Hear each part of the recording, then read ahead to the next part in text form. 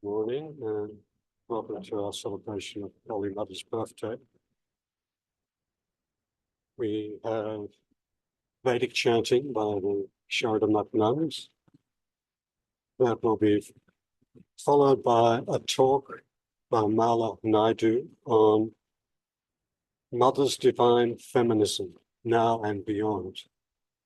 Then we'll have some devotional songs by MADHU and DEBARATI BANNERJEE, and then followed by a talk by GAYATRIPRANA on From Goddess to Mother. And of course, we'll be concluding with lunch. But there will be one more item in the program. As I think many of you know, we have the sad news that the Swami Sri Dharanandaji Maharaj passed away early yesterday morning. So we will conclude this morning after GAYATRIPRANA's talk with just acknowledging that and having a minute's silence. Of course, after that, we will conclude with lunch. But I believe, I mean, just now there is a wake at the Vedanta Centre of Sydney. The Swami's body is there on display. So I would gather that a lot of people who would have normally been here with us by now would be just taking that opportunity to give their respects and take leave of the Swami. So I gather a lot of people will be joining us later as the function goes through its program. So now we'll invite the nuns to do some chanting.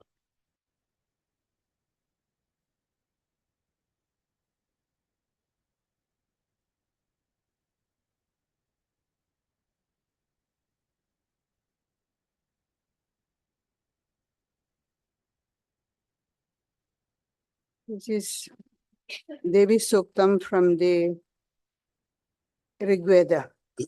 Here, one woman sage, walk.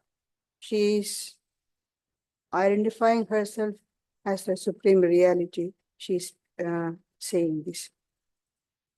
Om Sahana Vavatu Sahanau Bhunaktu Sahaviryam Karavavahai Tejasvinavadhitamastu ma vidvishavahai.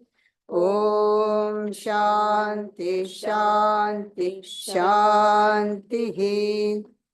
Om Aham Rudre Bhirvasubhishcharamyahamaditye Ruta Vishwadevaihi Aham Mitra Varuno Bibharmyahamindragni Aham Ashvino Bha.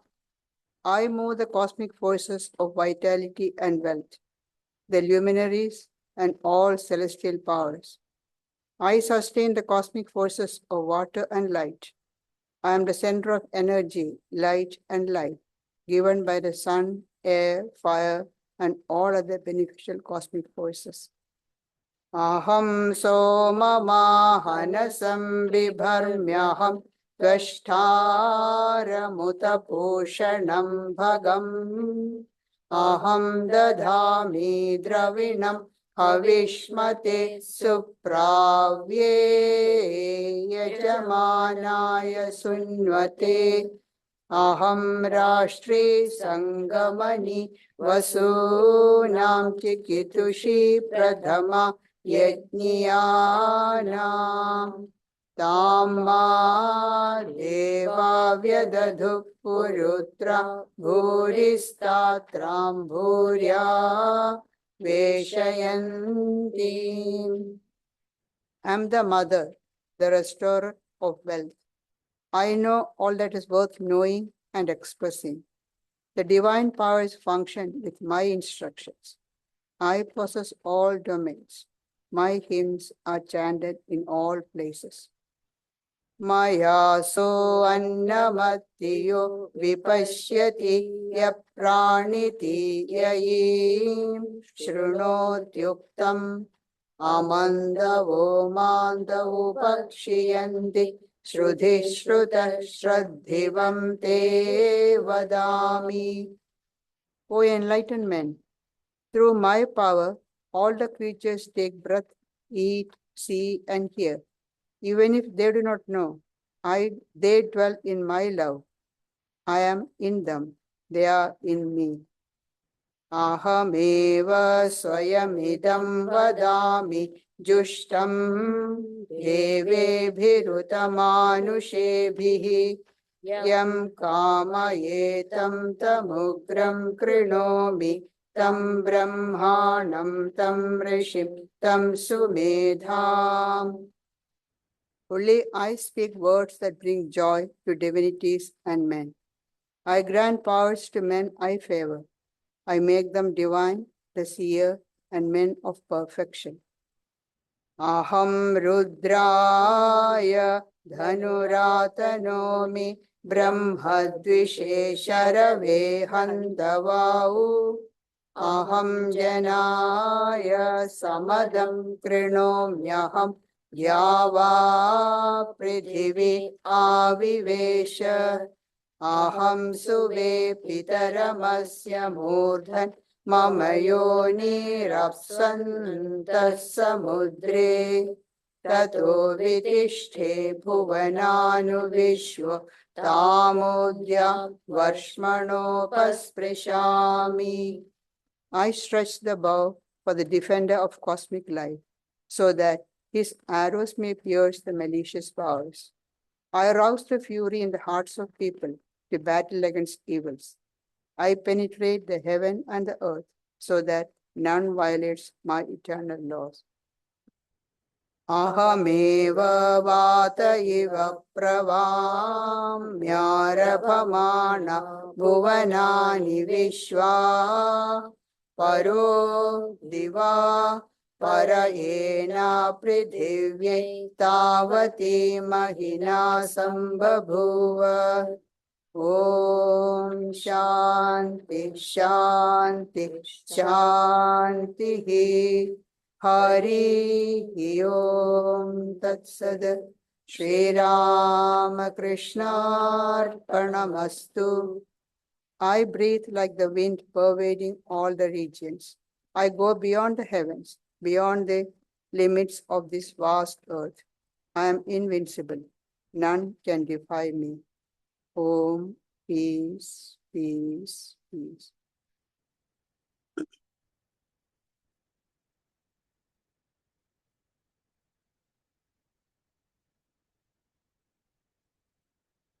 We're inviting Mala NAIDOO, and of course she's the daughter of our dear departed friends, Mr. Daya and Mrs. Saraswati NAIDOO.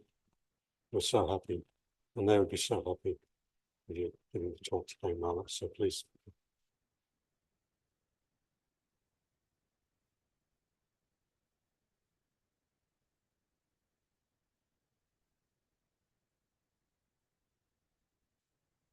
Yes.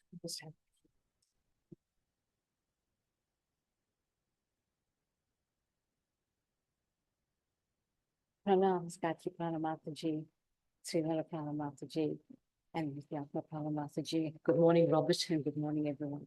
It's a profound pleasure and privilege given to me by MADHU to speak on the birth anniversary of the Holy Mother today.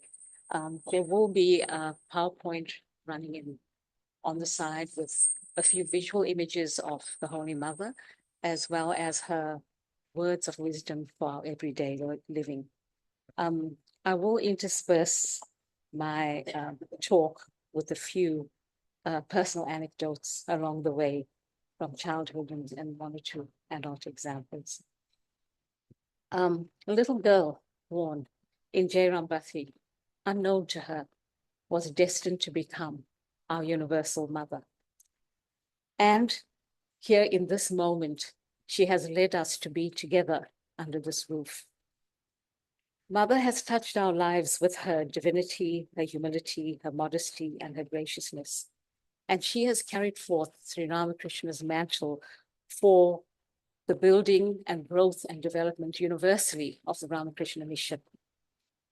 Living after Master passed for almost 34 years to grow and develop the Ramakrishna mission, She finished master's business that was left unfinished, his religious mantle, his spiritual mantle, that brings us all day in and day out in prostration to both Master, Mother, and Swami Vivekananda. The light that we hope and we seek for every day comes from what she has brought to us. This speaks of Mother's immense fortitude, her determination and courage, which is inspirational in allowing us all to continue with our God-given purpose in serving others around us. One has only to look into the eyes of our Divine Mother to feel a sense of absolute calm fill us in any stage or at any stage of our lives or every day of our lives, that calm drawn from the aura of her divinity. I grew up from my cradle days with the photograph of Master, Mother, and Swami Vivekananda facing the cradle. And of course, as a baby, or all babies will always turn to that maternal figure in front of them. And of course, Mother was always there, that constant presence from infancy by the grace of my parents. So in terms of looking at the benefit that a mother has, it does not always have to be our biological mother. It's all the mothers that we see in each other. So Mother has also, her ever-abiding presence has crossed geographical and spiritual boundaries from my journey and my parents' journey from South Africa to Australia. And more importantly, she has crossed the boundaries from India to Australia and globally, so that we have our MADHUs here with us today in celebration of her life and always in terms of how we lead our lives through her words and through her profound example. The sound a baby makes phonetically around the ages between the months of 5 to 7 is the M sound, the mother sound, in reference to the biological mother.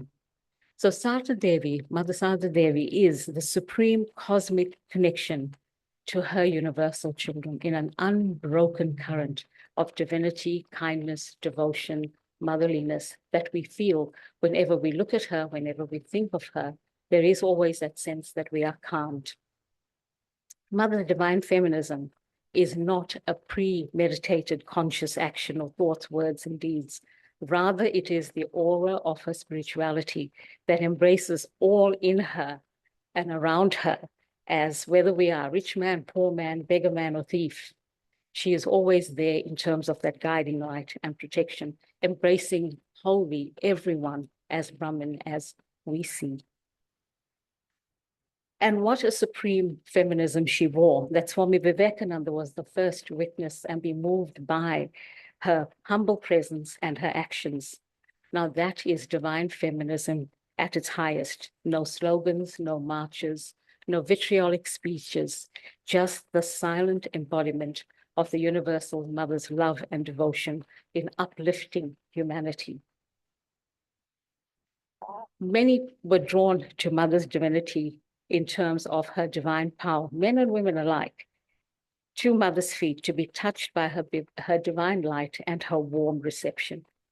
Divine feminism, as Mother revealed, was her innate inclination to uplift the human condition through Sri Ramakrishna's reverberating devotion to the commitment to Mother Kali, but without the label of feminism as we know it today. Master saw the Holy Mother as the Divine Mother, as Shakti, the silent form of feminism, balancing strength, modesty, detachment, and compassion. Mother's innate divinity as Shakti garnered respect and devotion without her shouting from mountaintops or seeking acknowledgement for the work that she has done to raise us all to this point in our lives. Mother's feminism, in her role as Master's divine counterpart, serves as a model for modern women, as evinced by Swami Vivekananda in his words. But I'll go into that more a little later. Mother's words of comfort: never fear whenever you are in distress. Just say to yourself, I have a mother. Triggers a childhood memory of when I was about 8 or 9 years old. And my parents, with my uncle and aunt, attended an annual meeting of the members of the Ramakrishna Center of South Africa on a scorching Saturday afternoon. As the eldest, I was given the responsibility to take care of the younger cousins while our parents were away. Well, in those days and in that place, it was okay to leave your little ones locked behind closed doors, much safer world back then. So as the eldest, I was given the responsibility to watch over the younger cousins. And typical of a scorching African summer's day, a raging thunderstorm disrupted the heat, thunder and lightning and hail. And of course, the youngest cousin began his wail, and he was afraid we were going to die. And soon we were all wailing in harmony with him. And suddenly I realized I had some responsibility here. I had to pull myself together, and I said, let's pray or we will die. And Mother and Master and Swami Vivekananda's photographs were still up in the same position on the wall where the cradle once stood. So we all scuttled across towards Mother's picture as children were turning to a mother figure. And with palms pressed and gushing tears, we prayed for Mother to save our lives, adding to it that if our lives were not saved, our parents would be completely destroyed. You can see the development of the little egos there for why we had to remain alive. So Sri Sadhama's image on the wall remained there for many years into my adulthood and was a comforting source every time one looked at her or just had that or thought about her during the day. So that was just that little example of where we, as children, and of course I can't remind those cousins anymore, they don't want to remember it, but as in terms of what we did, but that was a child's innocent, pure way of seeking comfort in that time. I am reminded that as the one given the responsibility, I was actually quite hopeless in that situation and had to have Mother's guidance to help us quell the fear that we had.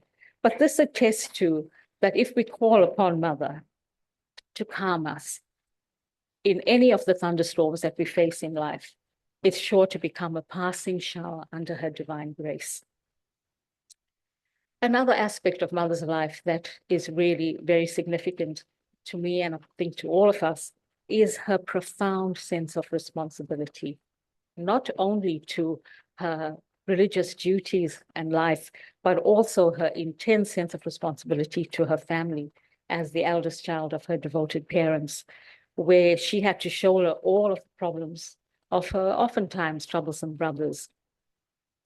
And as a young woman who at 18 years realized her responsibility as the promised divine, or as I said, the spiritual wife to Master, when she said, upon hearing the village woman gossiping about Master, not understanding that sense of the yearning for God, and she said to her father she was wanting to accompany a group of women who were going to Kolkata to bathe in the Ganges, but her father sensed the need to fulfill her spiritual duties to Master and accompanied her on that journey as in her ordained life as Master's spiritual counterpart. Sri Sharda Devi, at that young age of 18, had a sense of maturity and responsibility beyond her years in her absolute commitment to what she knew she had to do. Her resilience, forbearance, and strength are lessons that evoke a search of our own failings in bemoaning being time poor, or all of the other groans that besiege the modern age. Her unstinting, uncomplaining dedication to duty in both the spiritual and family life certainly holds relevance now and beyond time in terms of how we pick up what we have to do in lives without seeing our own needs first. Her selflessness was profound. Holy Mother was far ahead of her era in letting her heart guide her ethical decisions and treatment of all whom she encountered at a time when patriarchy, the narrow-minded caste system, and a time when women were not given the freedom of education. She left us the legacy that upholding that no one is a stranger, my child, the whole world is yours, in her lived experience of oneness, regardless of age, gender, or caste. Her gentle, often silent manner made her a larger-than-life figure in Ishvara's divine boardroom, where she had no glass ceiling to conquer. Her authentic sense of commitment to the welfare of others was her inherent maternal hallmark. Hers was a divine feminism that led on how to break the shackles of inhumanity through selflessness and motherliness. With regard to education, although mother did not have a formal education, she valued and desired education, and later learned to read by her own effort and through the help of a master's niece, Lakshmi, much to the disapproval of his nephew, Hirde, who dismissed women learning to read as a way into reading novels and dramas later on.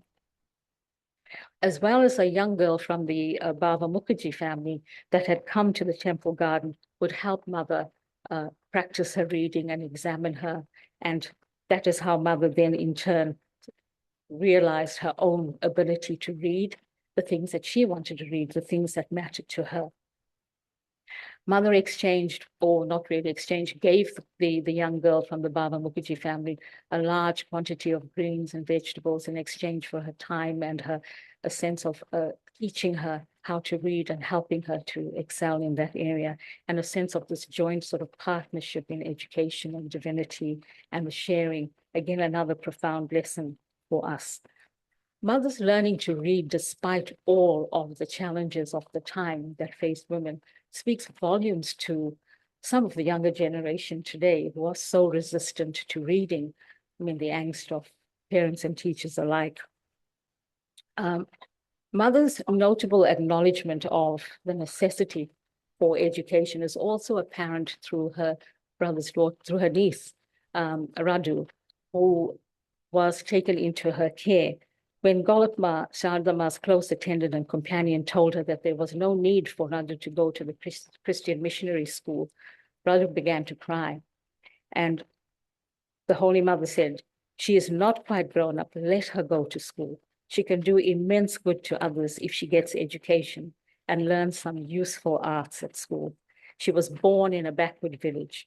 Through education, she will not only improve herself, but she will be able to help others."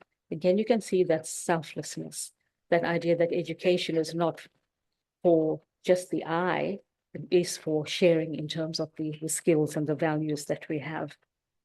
What a wonderful mother who broke the barriers of her own life to defy the social expectations of her time, to give her niece that which would allow her to help others. Mother was indeed a divine feminist who lived an unadorned life with no knowledge of the world. Yet she perceived what was necessary for women to rise beyond the confines of what she called the backward village. She was indeed ahead of her time by leaps and bounds. Her maternal care also attests to this in terms of the almost biological care that she took of Radu when Radu's mother was incapable of taking care of her daughter after her husband's death. Mother's care was steadfast, loving, and kind. Nothing was too much for her. Ma Sharda would not leave Radu neglected when she heard that the child was crawling around in dust and eating dust. She ensured that she had brought the child into her care and raised her the way a child should be raised. The Holy Mother, as I said, never parted from Radu right until her passing. She was intensely close, immensely close to Radu, but closer to her passing, she removed herself, which many questioned. But Swami Shivananda saw the Holy Mother as he did and said that that was her preparation for being free of attachment when she was leaving her body. Another great piece of advice for all of us with that regard. I will share another little adult anecdote. When I worked in a non-secular educational institution here in Sydney in the first week of my position, I was asked to do a cover class in the studies of religion classroom. And when I walked in, I just stepped in and I was awestruck to find a photograph of the Holy Mother on the wall in the room. And I wondered at that point, was Mother here to tell me, don't forget who you are, don't lose yourself in this place? Or was she there to say to me, I have your back, girl? And I think it's more the latter, because when I was called for the highest amount of equanimity in situations and the thunderstorm that arose, she was there silently in the background, keeping herself in head and heart, where I knew that I could weather the storm just by turning to her in those moments. So her promise, never fear whenever you are in distress. Just say to yourself, I have a mother crosses professional and geographical boundaries in terms of finding the peace that we need. Mother's divine feminism was indeed a gentle, gracious one, where she gained the greatest respect from Mother's devotees, who in turn became her devotees. Women of all ages and backgrounds came to her with either personal or family problems, but more importantly, to bask in her spiritual presence. Holy Mother's stoicism, that fire in her belly to achieve what she had committed to, was realized through her silent leadership, her quiet power behind the Ramakrishna movement, working in Ishvara's divine shrine, demonstrating the timeless possibility for women's leadership to be gentle, maternal, all-embracing, fully without the assumption that aggression gains respect, attention, and moves mountains. Perhaps only then we can safely say, oh, what a wonderful world, when women and children are safe, domestic violence, discrimination, and wars end. Mother's example, her life, it will lead the way towards that final realization. Once in an incident where Mother heard the screams of a woman in a street outside Udbadam, her residence in Kolkata, she came out onto the balcony to find a man beating his wife because she had not prepared his evening meal. And Mother, who was always modest and bashful, raised her voice saying, "Are you going to kill my daughter?" The man, silenced by fear, stopped and retreated from the light of her divine power. Her divine feminism stopped him and spared his wife's life. Mother's lesson here is to act, even if it is outside of your natural personality and behavior or comfort zone, if it is to save the life of another in protection of another. I believe that not only did Mother halt and save the woman's life, she gave that malevolent husband a rather good lesson that he would remember for the rest of his life. Beware the power of Shakti. Swami Vivekananda acknowledged the Holy Mother as a divine power, Shakti, for the upliftment of humanity. He sought her guidance and approval on many things, even his journey to America. In a letter he wrote from America to his brother disciple, Swami Shivananda, Swami Vivekananda said of the Mother, "You have not understood the wonderful significance of Mother's life, but gradually you will know. Without Shakti, the divine power, there is no regeneration for the world. Shakti is held in dishonor here. Mother has been born to revive this wonderful Shakti here. Hence, it is her mat that I want first." For Swamiji's vision and profound awareness, we are eternally grateful that we have our MADHUJIs here today because of the Shardama, as a global mission as we know it. When Swami Vivekananda added, "Mother's blessings are paramount to me. I am a little bigoted here as regards Mother. I can do anything if she gives the order." Ah, what power those words hold. And secretly, don't we wish we had such validation from such a Swamiji? Once, when a brahmachari was expelled from Belur for being quarrelsome, he came to Mother, who intervened on his behalf. And it is said that upon seeing the letter Mother wrote to appeal for his reinstatement, Swami Shivananda jokingly referred to Mother as the High Court. She did indeed serve divine justice. Mother is essential in the here and now and beyond, in giving refuge to the fallen, the struggling, the castaway, the marginalized, all persons who sadly sometimes today are still placed on the fringes of society. On the desire to achieve something noble, Mother once again showed her divine feminism in saying, "Do it, do not wait for what astrologers call an auspicious time, because all good actions are achieved without delay." Indeed, our universal Mother was ahead of her times on this, speaking from the inherent wisdom on customs and beliefs that do not serve every moment and every time. Additionally, as the widow, in the spiritual sense, she continued to wear the white sari with the gold border or the gold edging, never relinquishing her bond, her spiritual bond to Master, regardless of the social expectations at that time. And another example of Mother's divine feminism. There are so many to cite, and it's very difficult sometimes to choose. You want to talk about all of them, but there are so many that pertain to her divine feminism. So the other example was apparent in her very poignant rhetorical question to a women devotee who came up to her to say she had to force her daughter to marry. And mother's response was, "Is it not a misery to remain in lifelong slavery to another and always dance to his tune?"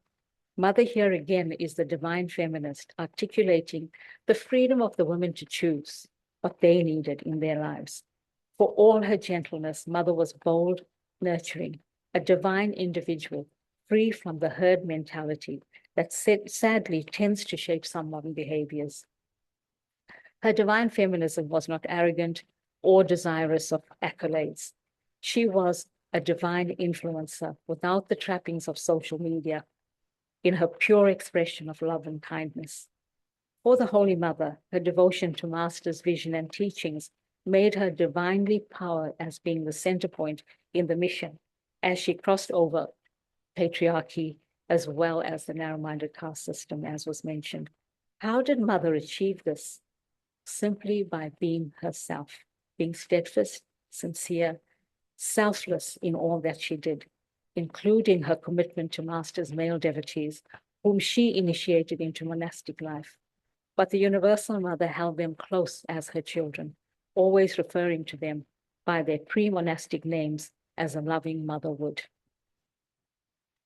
Mother under Western eyes, Mother's aura fascinated women from the West in search of new meaning, basking in her acceptance, serenity, and divinity, as we've heard from Swami Vivekananda's praise of the Universal Mother. And she broke through the language barrier with her Western followers in her acknowledgement that they too were her children. Sister Nivedita, born Margaret Lee Noble, shared a close spiritual, maternal, and spiritual bond with Mother, who affectionately called her Cookie, little girl.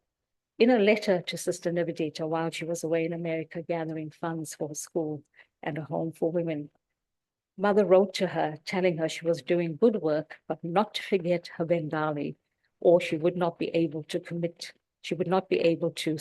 communicate with her when she returned. The universal mother-daughter relationship shared with Sister Nivedita and other devotees from the Western world attests to such a bond benefiting the upliftment of society. This holds tremendous value for all our relationships and how we communicate value for each other. This will be our human saving grace if applied to daily living as well as in leadership. After the passing of Sri Sharda Devi on Tuesday, the 20th of July, 1920, Swami Brahmananda, after 12 days of mourning her passing, said, "All this time we had been sheltered by a mountain, commending Mother's fortitude and strength."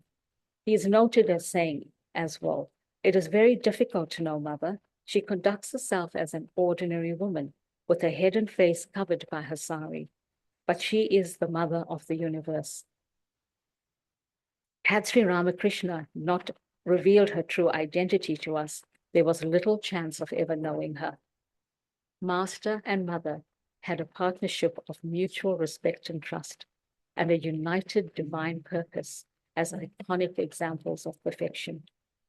The English poet John Milton, in Paradise Lost, described the morals and virtues of Victorian women as grace in her steps, heaven in her eye, in every gesture, dignity and love, which sings the virtues of the Holy Mother in a paradise regained in all the wisdom of her divine feminism, exuding divinity, love, and compassion, and an immeasurable capacity for forbearance.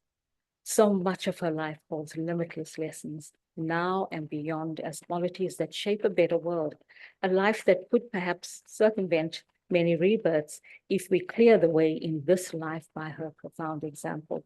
One lives in that whole. Her adherence, her commitment to serving her purpose by serving humanity, and her dedication to God, regardless of her personal and physical struggles, prods a wake-up call on us, as we should be doing the best as we can, always, to benefit others. For in modesty, there is divinity. In divinity, there is peace. In peace, there is no judgment, when all are one. I will end with the dedication to Sri Sharda Devi, attributed by Swami Vivekananda, which my mother had handwritten on a palm card, left at her bedside, as the first words she read on rising and the last words before sleep. As the power to burn dwells in the fire of Sri Sharda, So Shishabda dwells in Sri Ramakrishna as his Shakti, the cosmic power. I bow down to that mother who is the embodiment of knowledge. Thank you.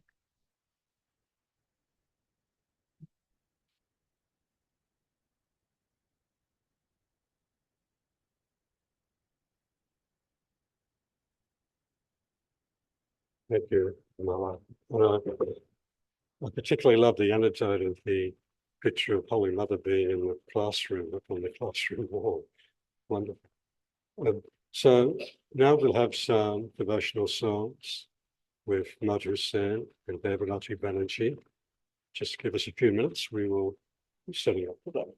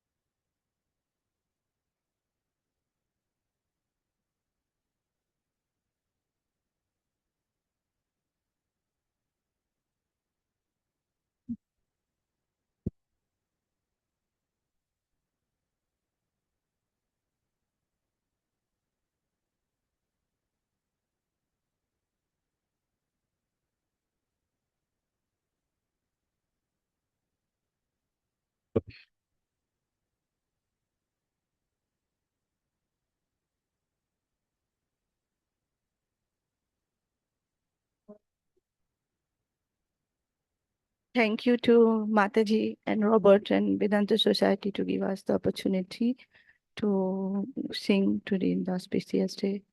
And Pranam to Ma. So, huh? No, ঠিক আছে চশমাটা পড়তে ভুলে গেছি That's okay. করুণা পাথা জননী আমার এলে মা করুণা করিতে করুণা বাধা জননী আমার এলে মা করুণা করিতে তাপিদের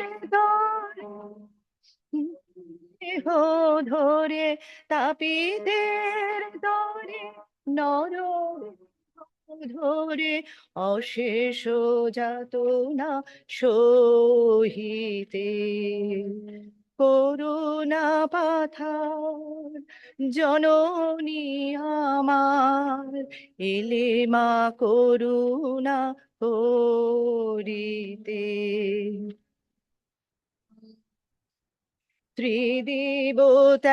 ত্রিদেবতাজিয়া সন্তান তরে কত কাদাহাসা ত্রিদেবতাজিয়া এ ধরা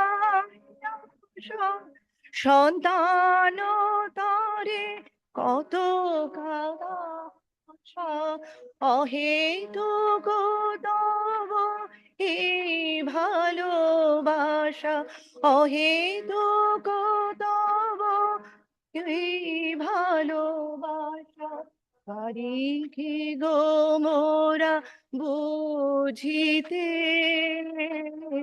এলে মা করুণা করিতে, করুণা পাথার জননী আমার, এলে মা করুণা করিতে।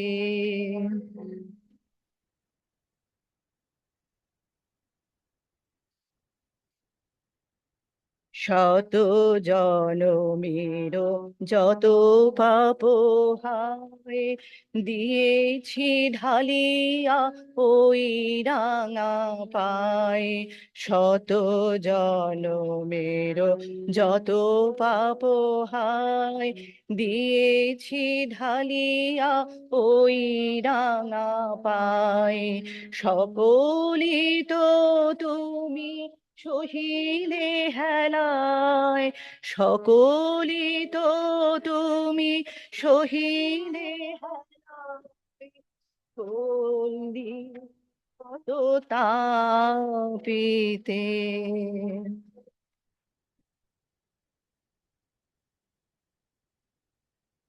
ভকতি বিহীন হৃদয় পুজিব শ্রীপদ তোমার, ভকতি বিহীন হৃদয়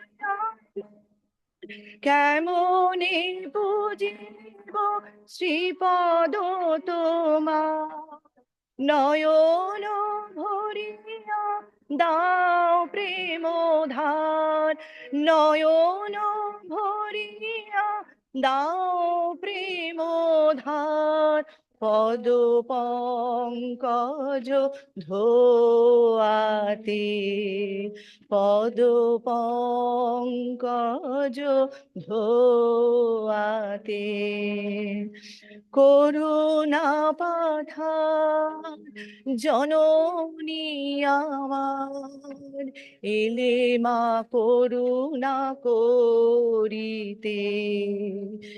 তাপিদের তরে নর দেহ ধরে, তাপিদের তরে নর দেহ ধরে, অশেষ যাতনা সহিতে, করুণা পাথার জননী আমার, এলে মা করুণা করিতে।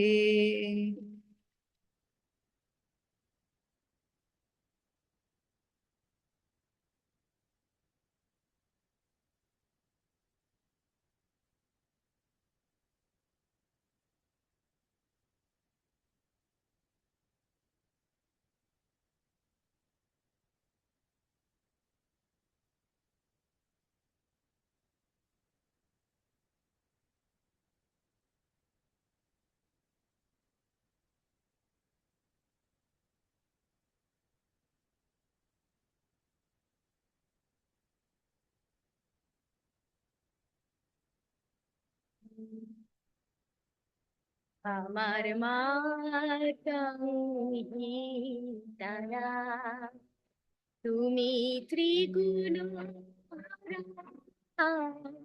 পরাত পর, আমার তুমি তারা, আমার মা তুমি তারা, আমি জানি মা দয়া, আমি জানি মা দয়া, তুমি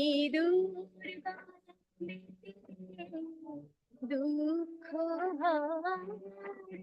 আমার তুমি তারা, আমার মা তুমি তারা,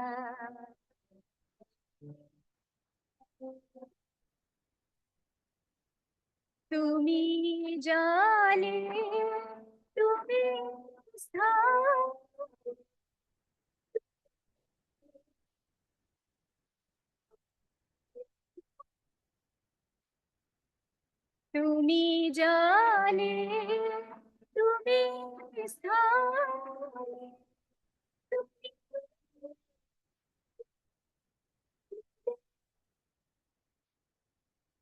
আছো সর্বভা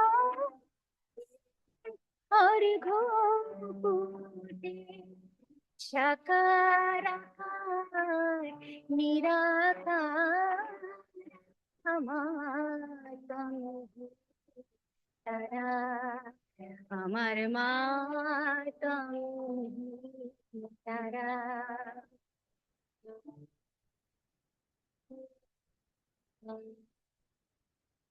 তুমি সন্ধ্যা তুমি নায়ক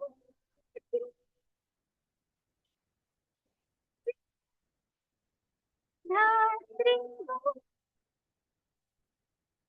তুমি সন্ধ্যা তুমি নায়ক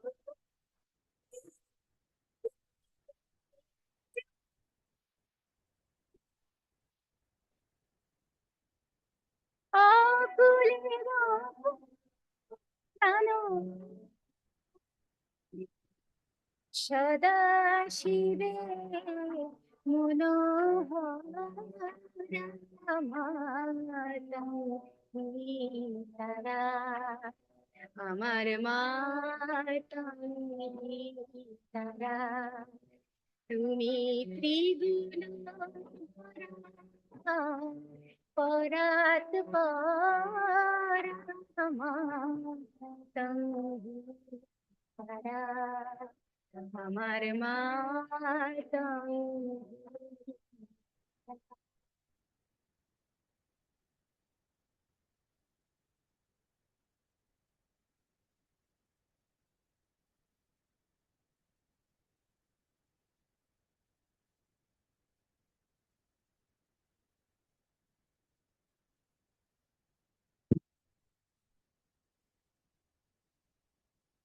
Thank you so much for that.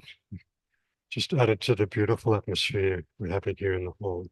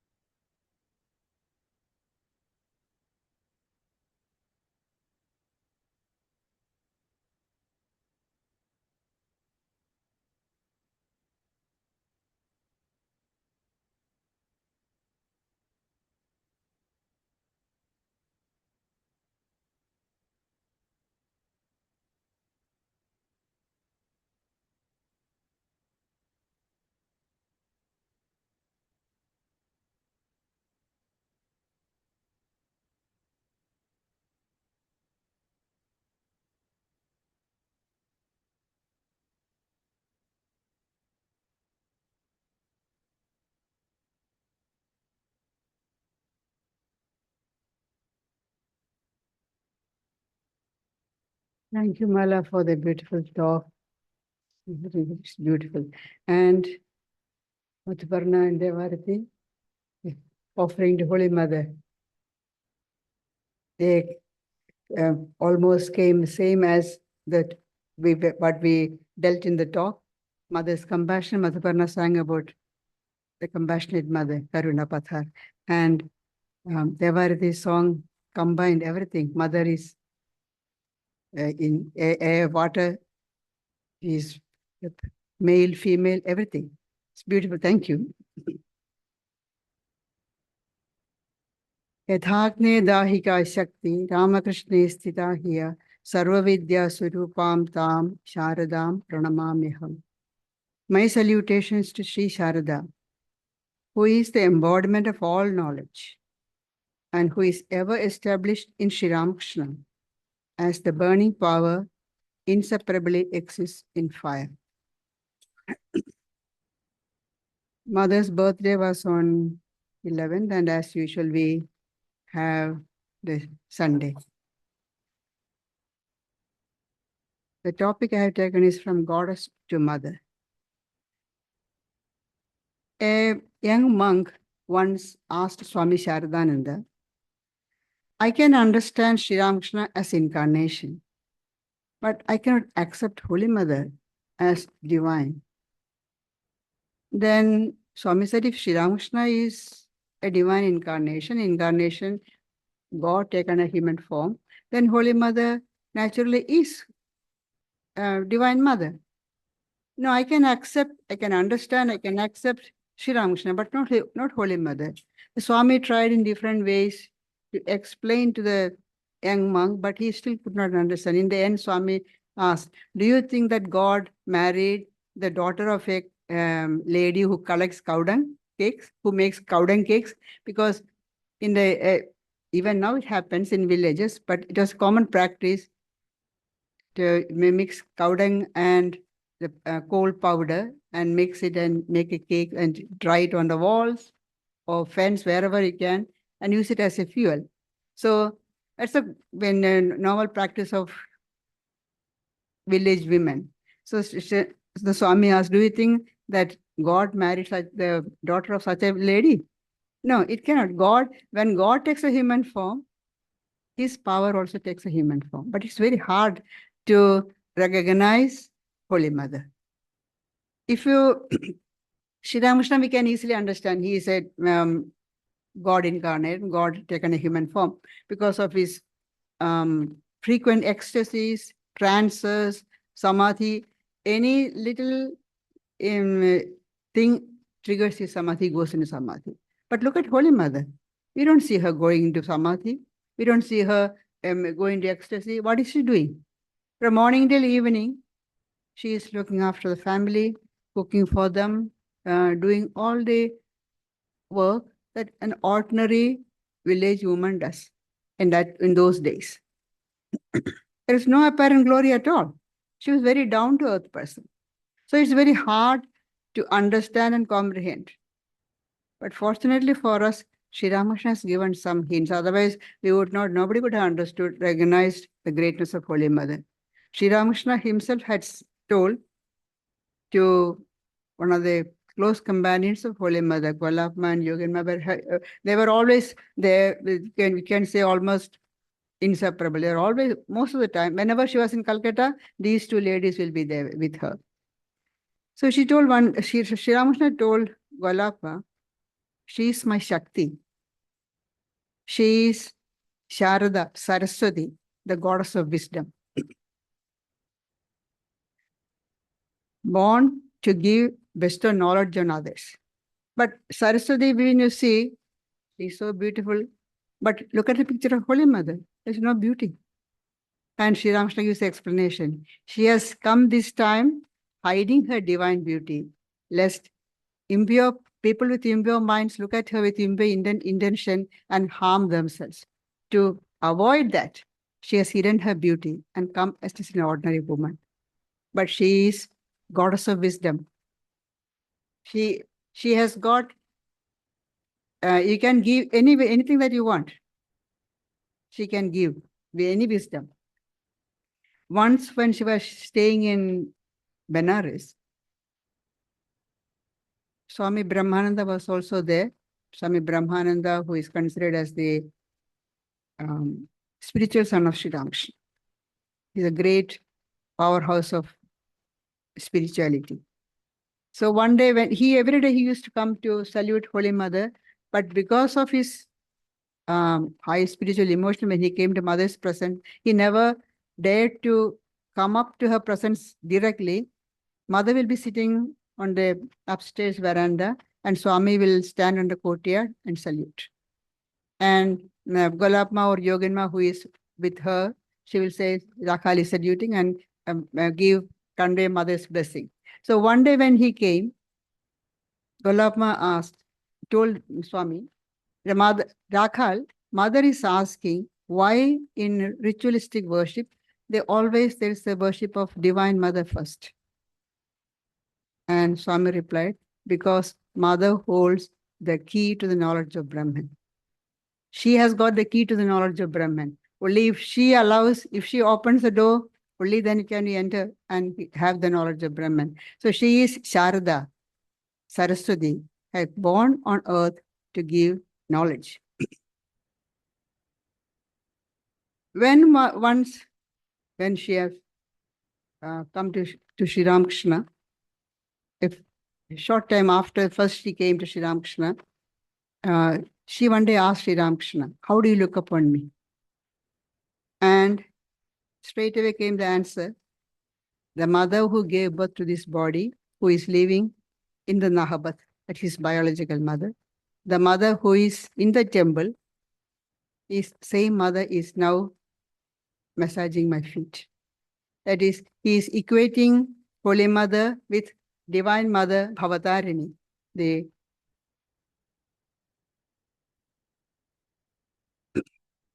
Kali, Dakshinesha Kali, Kali, Divine Mother Kali. And there are few instances, not just that one Sri Ramakrishna said, that we can hear from Holy Mother also directly that she is Kali. Once she was going from Kamarpukur to Jarambati. Kamarpukur, Sri Ramakrishna's birthplace, to Jarambati, her native village. And see, they don't travel alone. Somebody has to accompany. And Sri Ramakrishna's young nephew, Shivaram, and they call him Shibu. Because a young boy called Shivaram Shibu, but his full name is Shivaram. He was accompanying her, and while walking some distance, halfway he stopped, carrying mother's bundle. The clothes are tied in a bundle.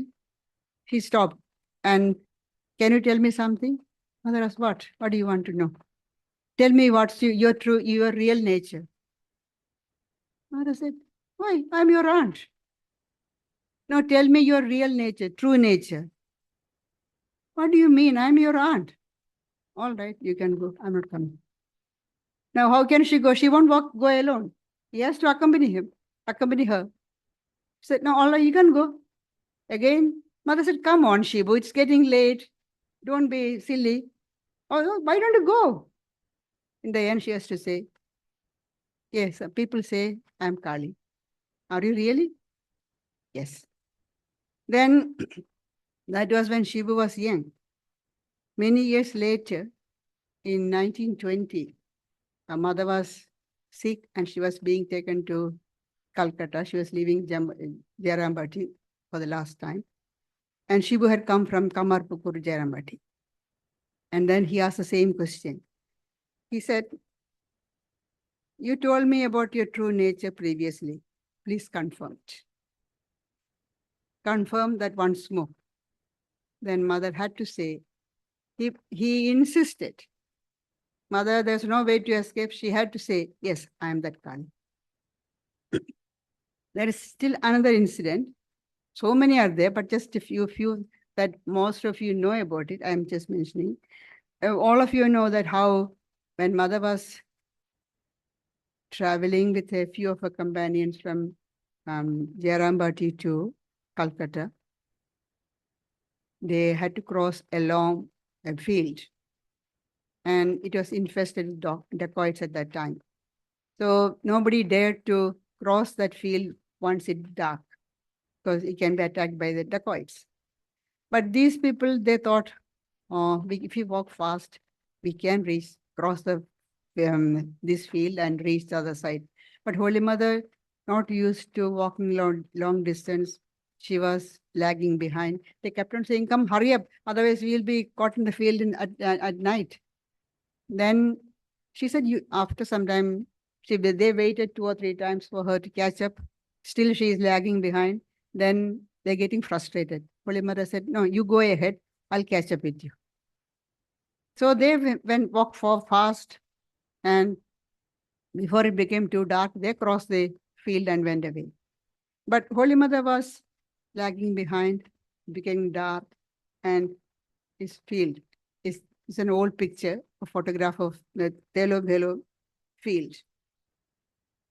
Suddenly appeared before her a huge man, a very rough-looking man, holding a club in his hand, and came up to her. Seeing him coming from a distance, she realized the dacoit is coming. Now, what is going to happen? Don't know. Anyway, he is shouting from a distance, "Who are you?" Because nobody dares to walk in the dark at that time, in that area. So he's shouting, "Who are you?" Then suddenly he just started staring at her. And in the meantime, the lady, his wife, walked.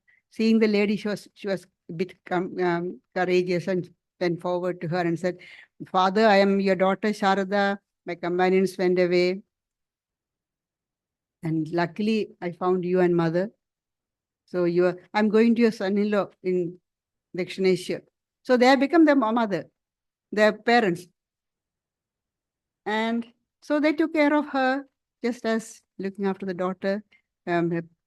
Bought some puffed rice from the shop. They took her across, and then next morning, made sure that she met with the other companions. But what did he see? He just stared at her, and then later, somebody asked this. The man said, "I saw Mother Kali. I saw Mother Kali." He was coming. "Who are you?" shouting that, and suddenly he stopped and stared at with open mouth, because he had the vision of Mother Kali. And talking about this incident, later many devotees asked her. Then Mother had to admit, yes, he said he saw. You showed the form of your Kali form? He said he saw. She never wanted to admit, but she evaded saying, he said he saw. In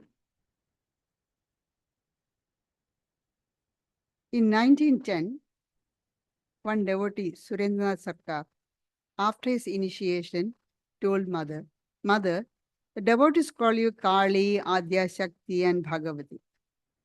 In the Bhagavad Gita, it is said that sages Asita, Devala, Vyasa, and others considered Krishna as Narayana himself." This comes in the 10th chapter. So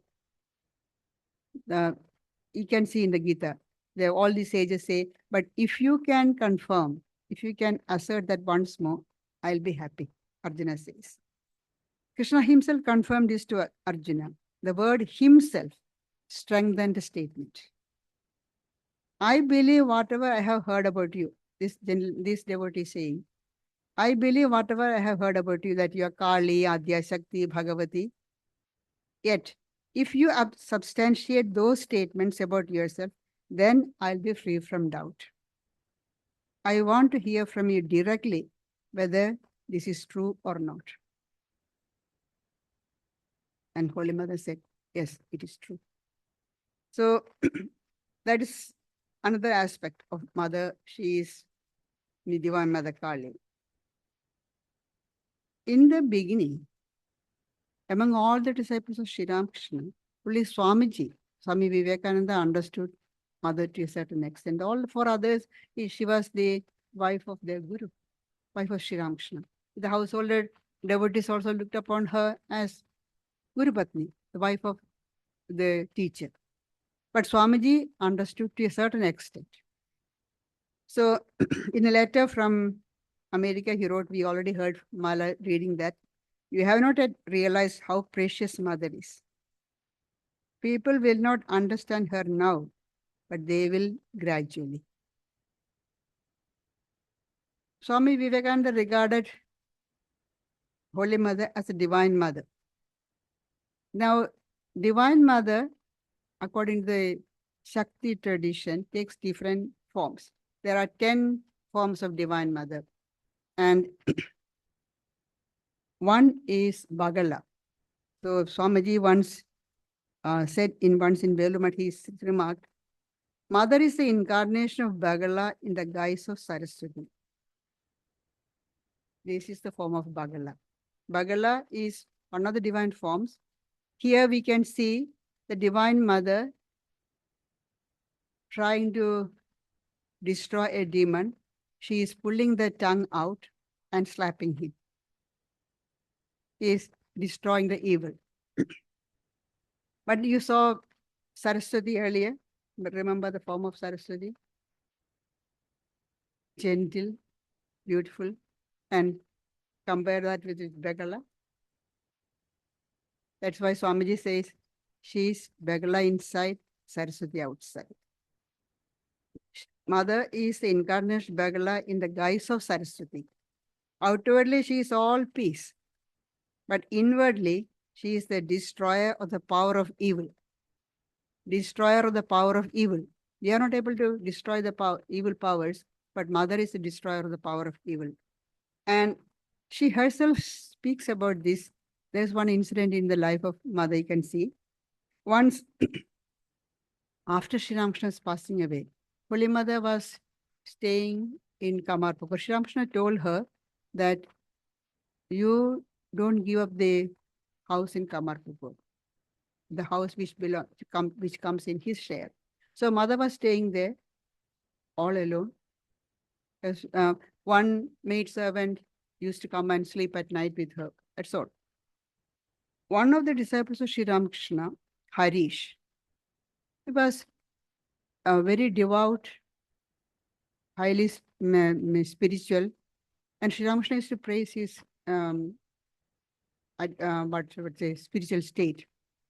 But he was a married man, and because he is so much interest in spiritual life, the wife got so upset, and she did some magic or some medicine, and that deranged his brain. In that condition, he had come to Kamarpur. And when he came there and Mother saw that his mental state is not good, she informed the disciples of Sri Ramakrishna in Calcutta to come and take him away. But before they could come, one day when Mother was coming to the cottage from could be from the after taking a bath or seeing somebody, this man Harish started chasing her in the compound. There's no place where to go, so there was a haystack, and Mother ran round about, and he was chasing her. 7 times she ran around, and still he was continuing. Suddenly, Mother turned around, pushed him to the ground, put her knee on the chest, and pulling the tongue out, slapped him so hard that her hands became red. And when talking about this incident, as well, let me finish that. In the meantime, the disciples, Swami Sharadananda and Swami Niranjananda, came from Calcutta, and seeing Swami Niranjananda, he's very, very sturdy, stout, strong person. So Harish got so frightened, and he ran away to Vrindavan. And later, he regained his normal state. But talking about this later, Mother, when somebody asked, Mother said, I remembered my real nature. I took my real nature, real form. That's the real form, Bagala, pulling the tongue out and slapping. That is in the picture. And that's why Swamiji says, she is incarnation of Bagala in the guise of Saraswati. Outwardly all peace, beauty, gentleness, but she is the destroyer of all evils. Another one we see he is often talked about is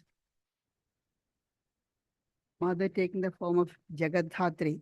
Jagadhatri is the protector of the universe. Swami Haripremananda was Mother's attendant, and Mother was staying in Bankura because she had taken Radhu for some treatment. Radhu, her niece. In Bankura, there was a Ramakrishna ashram, but they didn't have any place for mother to stay. So they rented a place close by with 2 rooms. One room was for Radhu, and the other room, Holy Mother and this Swami used to share. One day he was sitting there and just gently massaging mother's feet. Mother's, towards a ill, her body was completely emaciated. The feet, looking at the feet, was thinking, they say mother is the divine mother of the universe. But is these feet with all the veins sticking out, wrinkled, is it the feet of the divine mother? Is it the divine mother? The thought was just a thought. He is thinking to himself. Then as he was watching, the whole thing changed. He saw that he was putting his hand on the feet of a very young feet. The nails beautifully shaped with anklets on. What is this? This is not the feet of divine Holy Mother that I was massaging. So he looked up to the face and he saw a divine form, a glow emanating with all ornaments, a crown, weapons, divine, the form of Mother Jagadhatri. He became so overwhelmed. Before he could say anything, he fell unconscious. He lost his consciousness. And after some time, when he regained consciousness, he found Holy Mother tapping at his back. What happened? Hari Premananda. What happened, Hari? Nothing. The same old mother with the wrinkled feet. But she is Jagadhatri.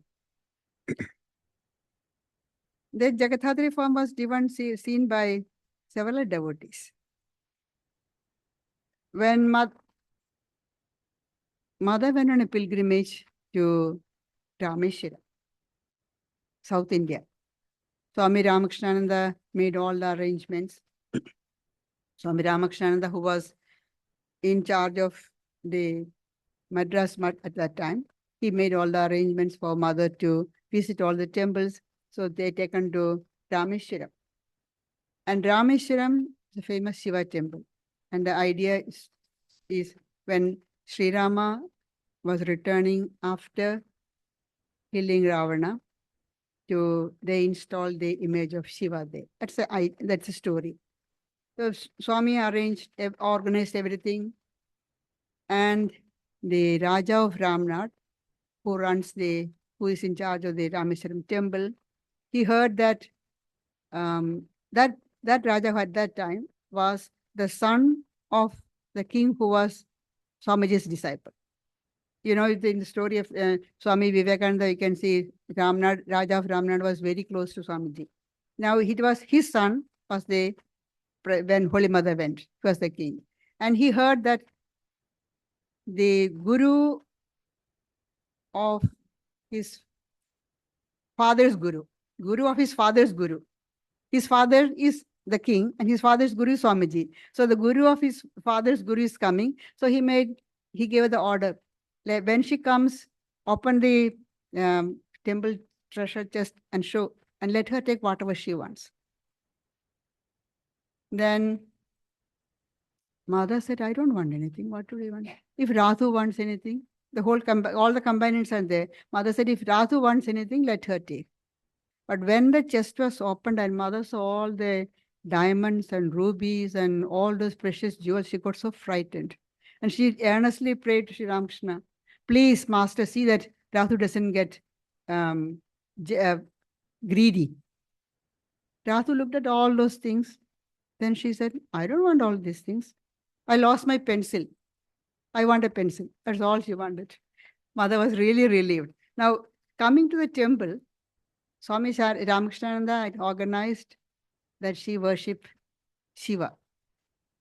And they had brought Ganges water from Benares. So that's the tradition. They are from Ganges water from Benares. They offer to Shiva in Rameshwara.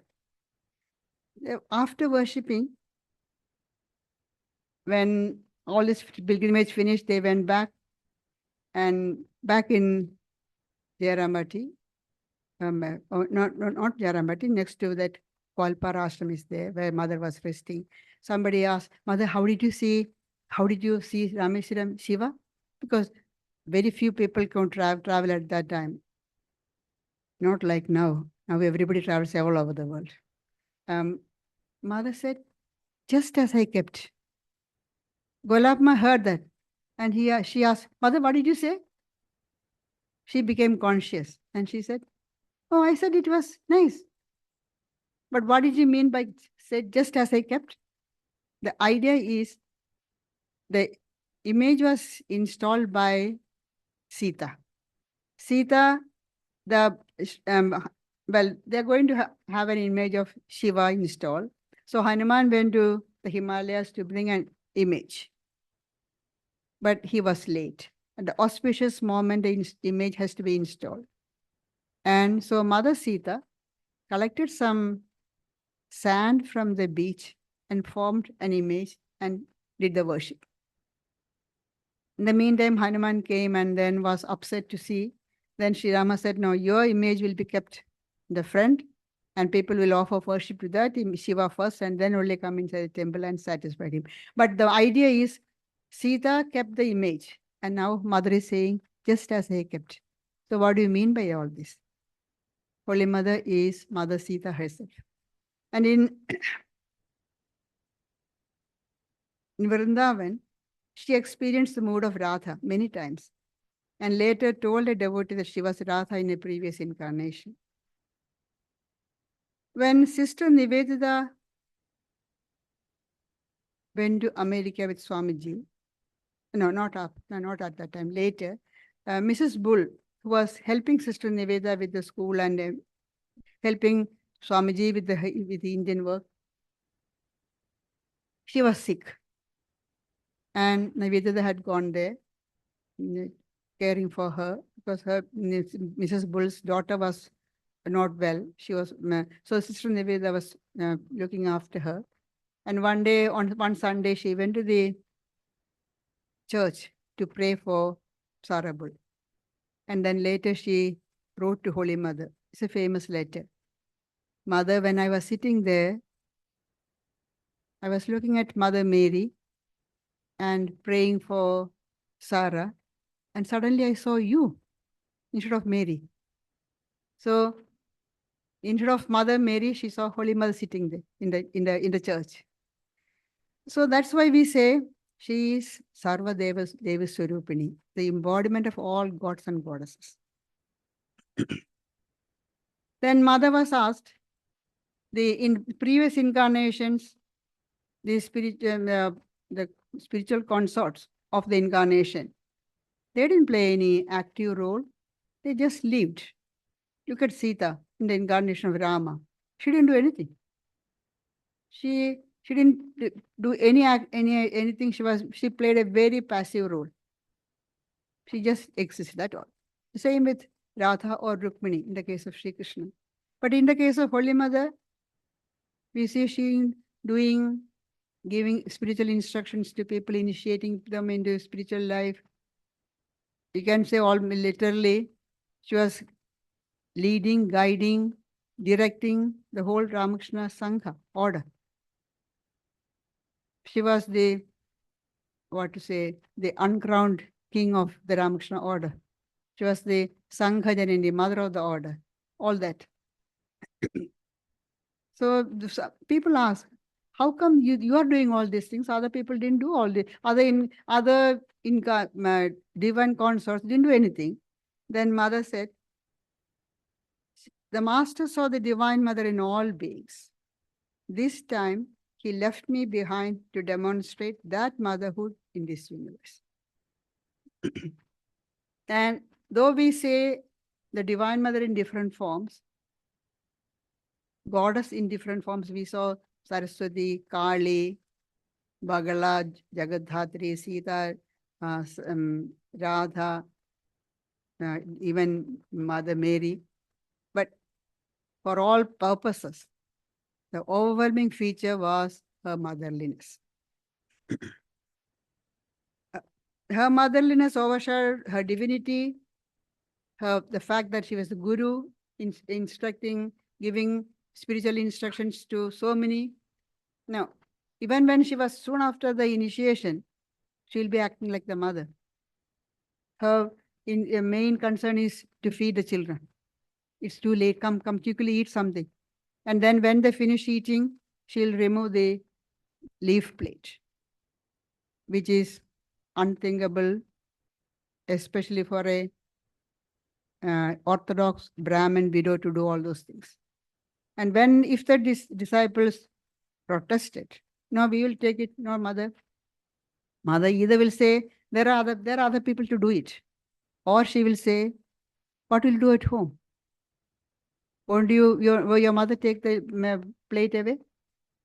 There is no way they can say no. Because that's what happens. Mother does. And she is the mother. And she is the mother of all.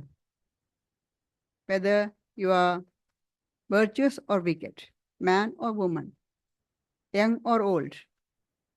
There's no distinction. There's no difference of caste. There's no difference of religion. There's no language barrier, nothing. She's the mother of all.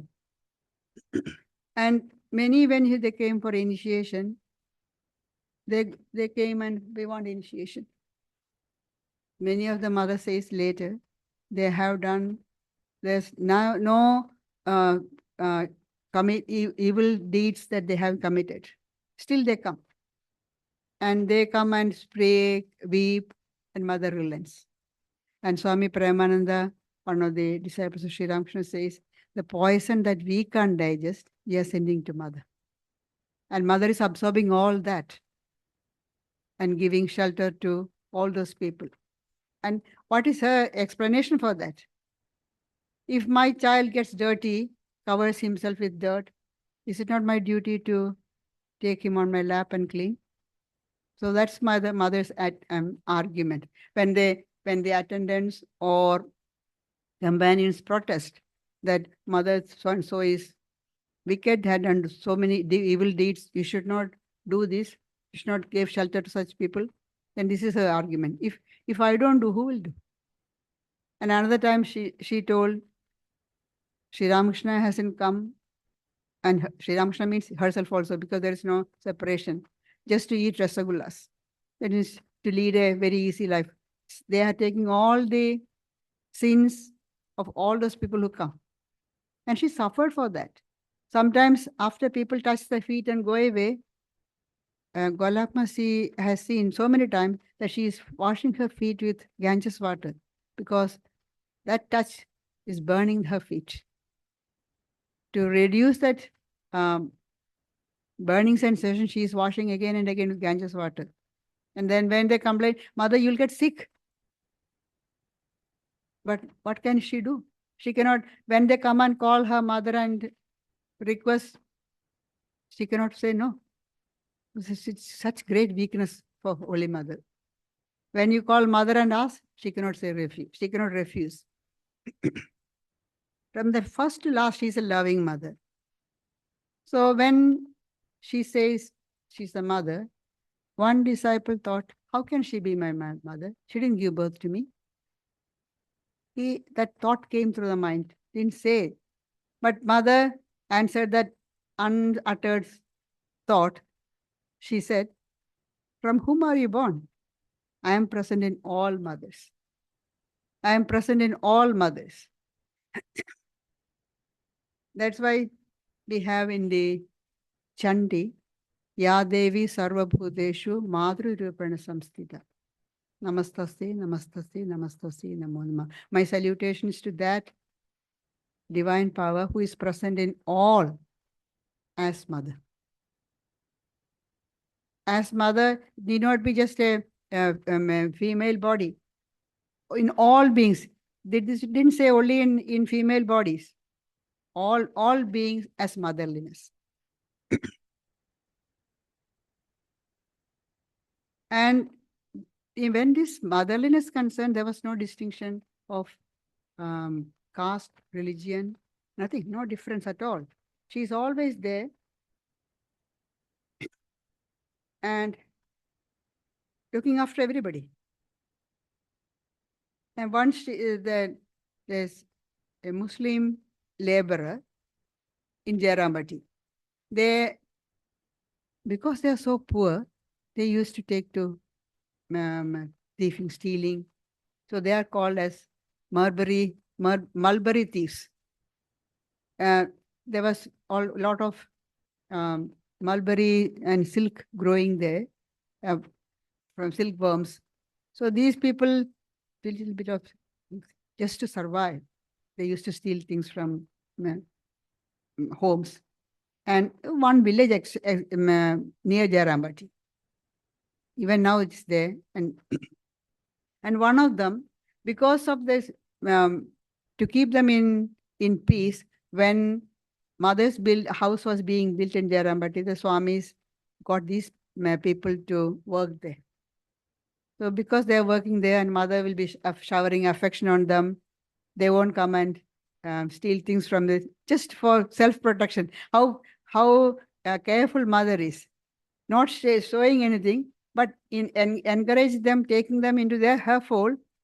She's protecting her family and the monks. So one day, Amjad, one of the leaders of the group, he used to work there for many times. And he came there, talked to mother for some time, and then mother said, have your lunch and go. So leaf plate was kept on the veranda, and mother's niece, Nalini, was serving food. Nalini is very particular about the caste, the religion. She is a Muslim, and he is a wicked man. He's a thief. So she was standing from a distance and throwing onto the plate, on the leaf plate. Mother said, this is the way to serve food. If can anybody eat if you serve like this? Give me. And she took the vessel and served herself nicely. Come eat more, and sat near him and fed him nicely. Then when he got up, who will remove the leaf plate? Mother took it. And Nalini protested again. And mother said, keep quiet.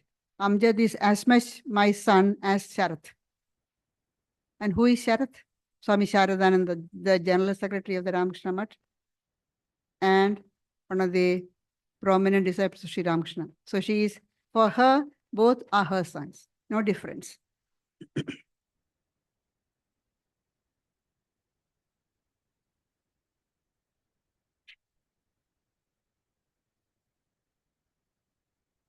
And dealing with the people of other faith. Sister Nivedita came from, Sister Nivedita, Irish lady, Margaret Noble.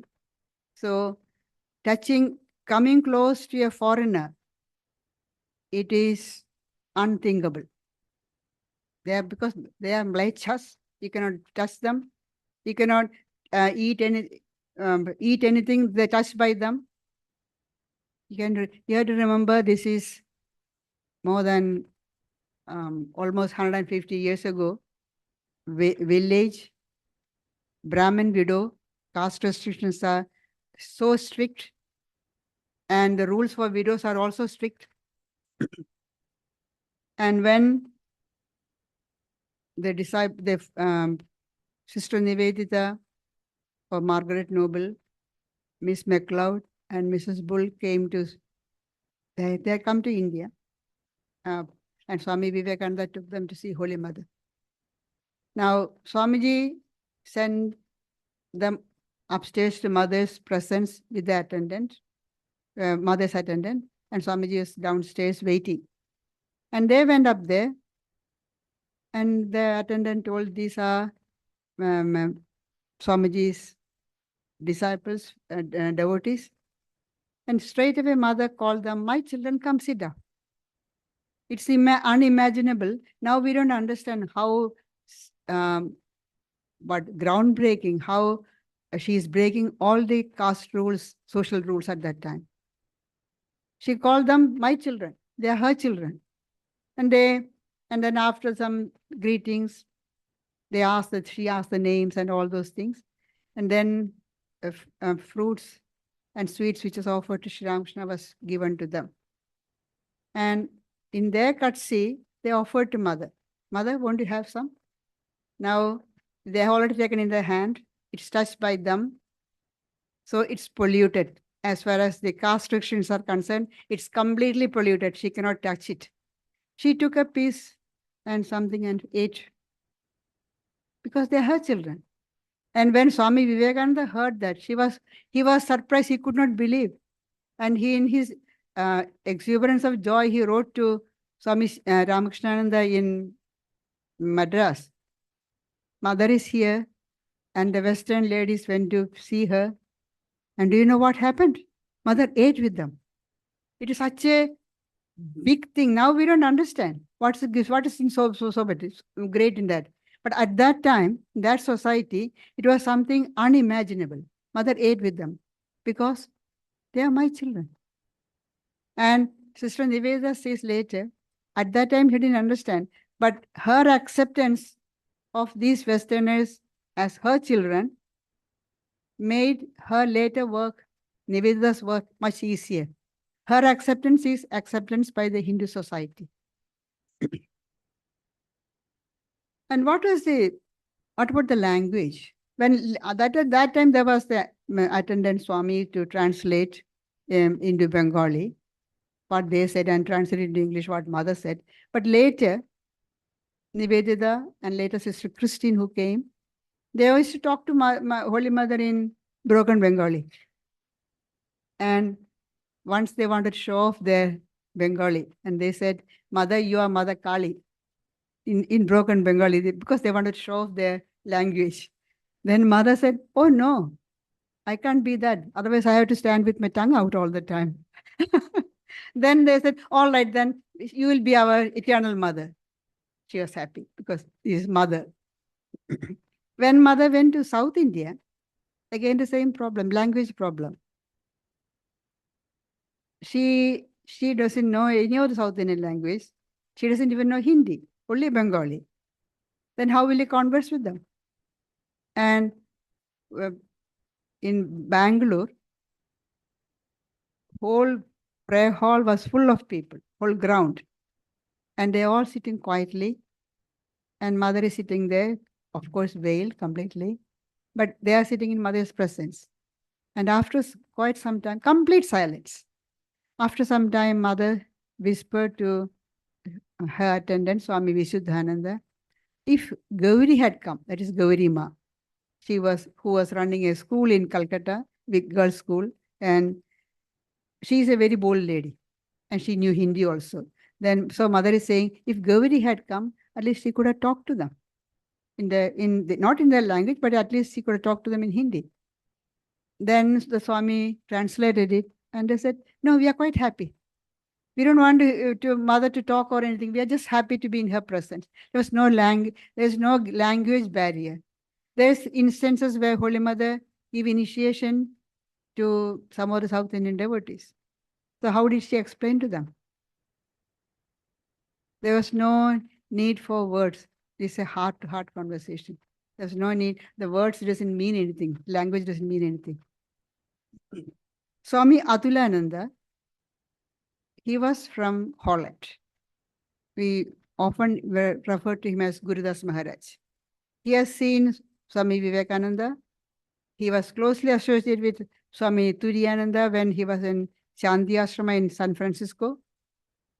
And he had associated with Swami Abhedananda also. But he came to India and took initiation from Holy Mother.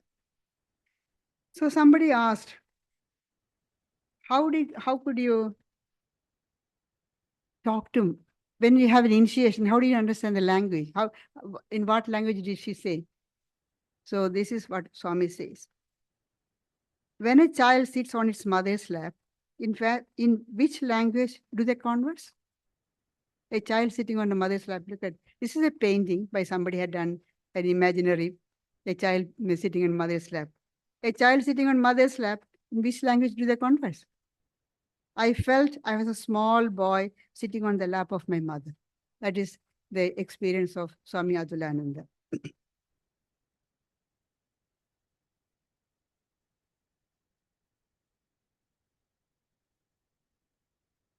When talking about Nivedita, there's one thing that we can see. Even I said Nivedita sitting next to Holy Mother's picture, and Mother eating with them.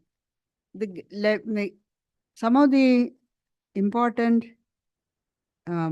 leaders of that time, national movement, Bal Gangadhar Tilak and Ranade, they had tea with Christian missionaries.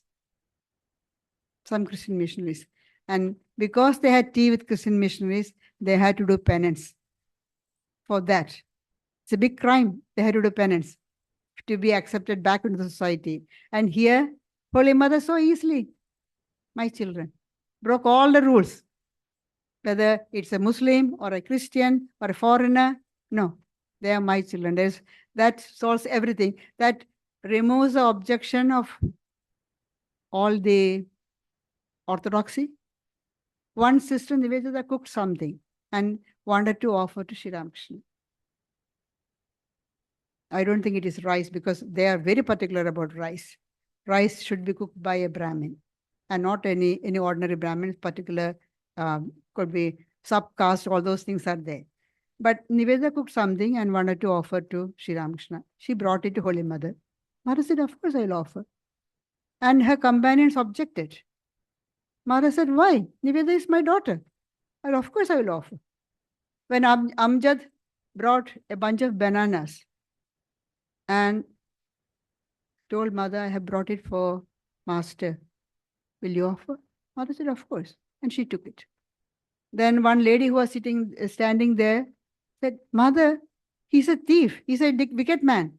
How can you offer to Master? Mother said, I know who is good and who is evil. She is the Andaryami, the indweller. She knows what is the heart.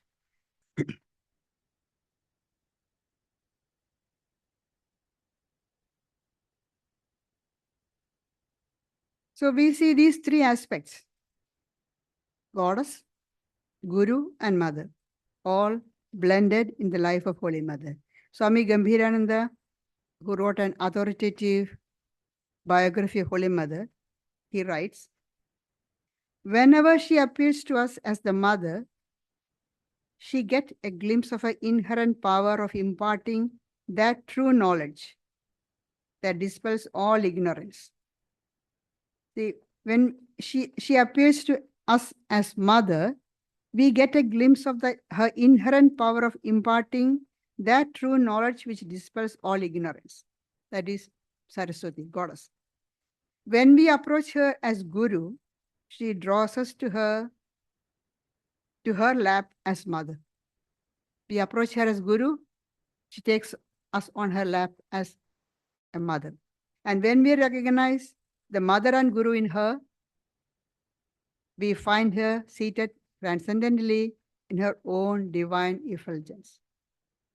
In fact, we cannot discern where any of these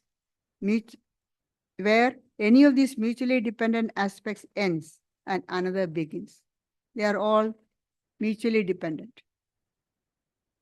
Mother, Guru, and Divine Mother, Divinity. She told many years ago to Sri Ramakrishna, when anybody calls me Mother and asks for something, I cannot refuse. Because Sri Ramakrishna, Holy Mother used to cook for Sri Ramakrishna and take the food herself. And somebody will inform food is ready, and all the men devotees will leave the room. Mother will bring the food and wait till he eats the food. Make sure that he eats. One day when my mother was carrying the plate, a lady came and said, Mother, let me carry it. Mother, please give me, I'll carry it to the Master. So she gave, and Mother's Sri Ramakrishna's place is kept ready. So in front of her seat, the lady kept the food, plate, and went away. Then Mother came and Sri Ramakrishna came and sat down to eat. He took the food, few morsel, took it to the mouth. He couldn't put it in the mouth. He just could not eat it. Then he's so sensitive to vibrations. Sri Ramakrishna told Mother, you know that lady's character is not good. Why did you hand the plate to her? You know that I cannot eat food touched by such impure people. Then Mother said, today you eat. Just today. Then Sri Ramakrishna said, you must promise that you don't do this again. You will bring my food. Don't hand it to anybody else. Then with folded hand, she said, that I cannot do. That I cannot promise. If anybody calls me mother and asks me for something, I cannot refuse. So that is a great promise, great consolation for us. When we want anything, just call her mother and ask for it. Of course, we are sure that she won't just grant anything. If it is not good for us, of course, she won't grant. She's not just a Kalpataru that will give anything that you ask for, and the lion comes, the tiger comes and gobbles you up. No, not like that. But whatever is good for us, she's sure to grant if you call her mother. And she gives another promise. Whenever you are in trouble, just say to yourself, I have a mother. She's there. So these divinity in the human form, Guru, but more than all, she is the mother. She is there for us. Whenever we are in trouble, all you have to say is, just remember, I have a mother. Now, as Robert mentioned earlier, we all know that Swami Sridharanandaji passed away yesterday, early morning, 12. So, you can read that. I don't have to say anything.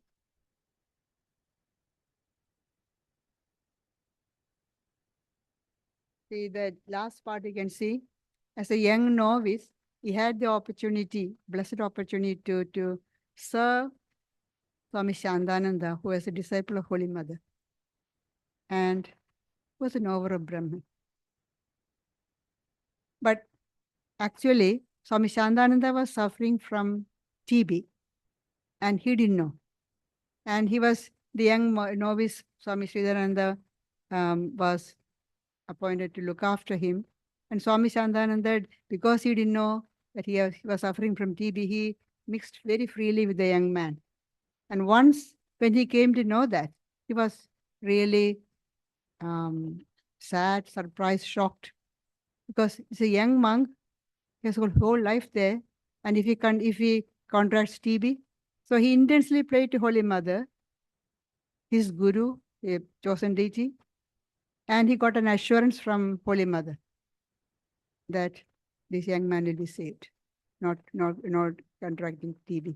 That is Swami Sridharananda. So let us all stand for a minute and pay our respects to him.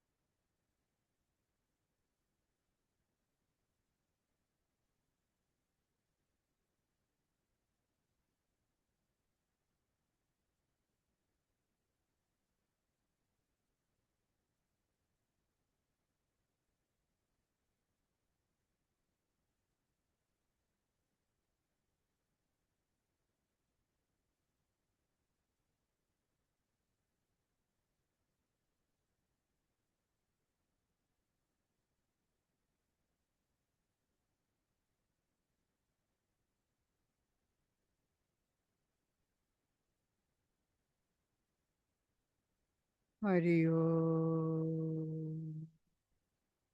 Shanti, Shanti, Shanti.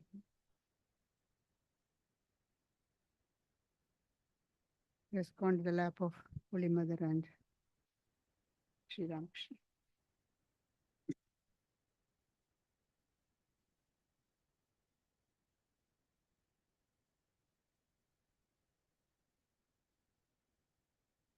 a few announcements. Of course, we will be serving lunch out the back. And as always, our thanks to the ladies for providing the food and everybody else helping with that. We're in our summer recess, so-called. We're not having our usual Sunday talks and Friday night discussions, but the nuns are still here every Sunday. There's a spiritual reading and a guided and silent meditation from 11 a.m. to 12 noon. So you're always welcome to join them. That'll be next Sunday and Sunday the 28th of December. In between, we have the Christmas Eve celebration. Of course, that's on the 24th in the evening from 6:30 to 9 p.m. Do hope you could join us for that. Then coming up in January, there's numerous special events. On the 1st of January, the Kaupataru Day celebration in the evening from 6:30 to 9 p.m. So it's a very auspicious way to start the new year, if you can join us for that. And there will be a retreat at Dharma led by GAYATRIPRANA from Saturday the 3rd to Thursday the 8th of January. You're always welcome to join that. Let me know if you're wishing to attend. Then Saturday the 10th of January is Swami Vivekananda's birthday. That'll be celebrated on the day at the nunnery from 6:30 to 9 p.m. The following Sunday, the 18th, we'll have the public celebration. Is it the 18th? The Saturday's the 11th, isn't it? I think it's Saturday the 11th of January. Anyway, the following Sunday, 18th, will be the public celebration of Swami Vivekananda's birthday. So do hope you can join us for all of those special events. And of course, we'll keep reminding you in our regular email circular. So now please stay back for lunch.